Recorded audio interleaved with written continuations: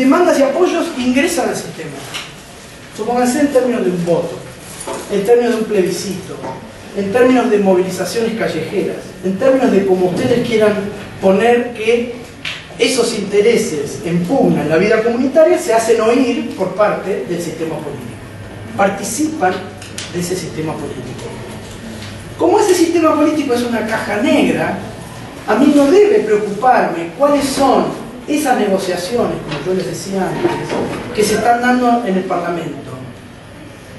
Eso nunca voy a descubrir bien cómo se mueven esos intereses, porque incluso va a haber espacios en donde esos intereses no se mueven de forma pública, esas negociaciones.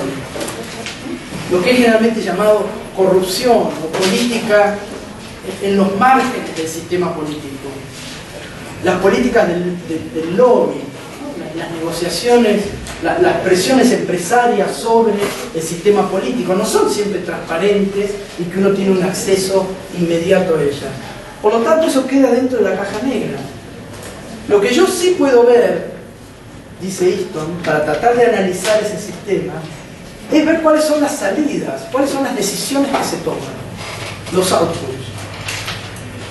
Veo que entra y veo que sale. En el caso que estábamos refiriendo recién, no entraban demandas y sin embargo hay un producto, hay una salida. Como no sé qué pasa por la mente de ese poder ejecutivo que propone una ley que aparentemente nadie estaba pidiendo, puedo empezar ese análisis a partir de los resultados. ¿Y qué generan las decisiones políticas? Cuando esas decisiones políticas están, recuerden que la decisión es asignación de valores, y son aceptadas como obligatorias por esa comunidad, lo que hay es un proceso de retroalimentación del sistema, donde la próxima entrada se van a dar en términos de apoyos. Y efectivamente, cuando uno ve la aceptación que tuvo la ley de matrimonio igualitario, eso fue una retroalimentación positiva al sistema político. Es un sistema político que, sin haber grandes demandas, genera un resultado que se transforma en apoyo al sistema político. Fíjense cómo en todas las campañas electorales no solamente se resalta que el gobierno sacó la ley de matrimonio igualitario, sino que muchas veces se expone como argumento partidario para luchar por el voto quién apoyó o no esa ley de matrimonio igualitario. Este estuvo ausente, este la votó, este no la votó. Observen qué resultado tuvimos y cómo eso va a retroalimentar en la próxima elección las entradas al sistema político. Ahí todo andaría sobre ruedas. No habría mayores inconvenientes. El problema es cuando esas decisiones, esa asignación de valores, va en contra de ese respaldo que necesita el sistema político de validez de las normas y de legitimidad, y que hace que esas asignaciones no sean tomadas como obligatorias y que sean tomadas como problemáticas.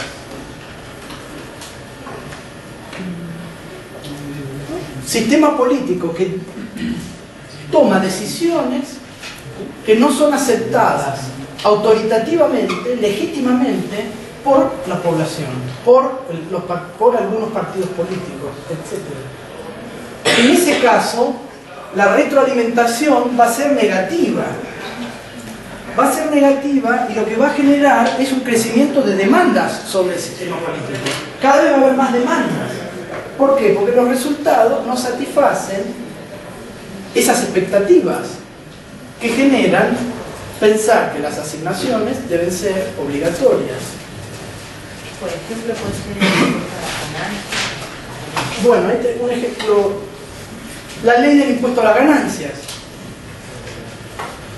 Un sistema político que no discute esa ley del impuesto a las ganancias, que genera demanda, retroalimentación negativa.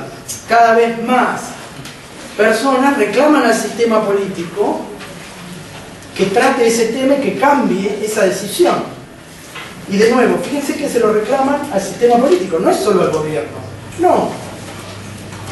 Los debates de los candidatos a diputados de Chubut, creo que fue un debate frustrado finalmente, pero era sobre el impuesto a las ganancias. Es decir, que hay una demanda hacia el sistema político, no es solo al gobierno. Y para esto es muy importante diferenciar el sistema político de gobierno.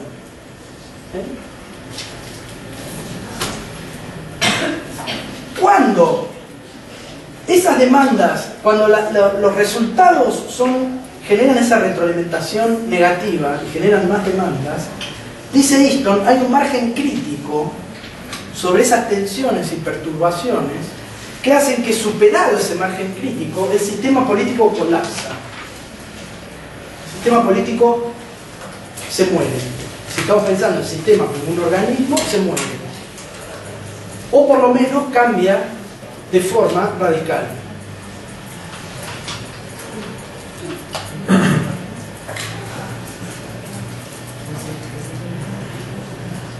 Piensen ustedes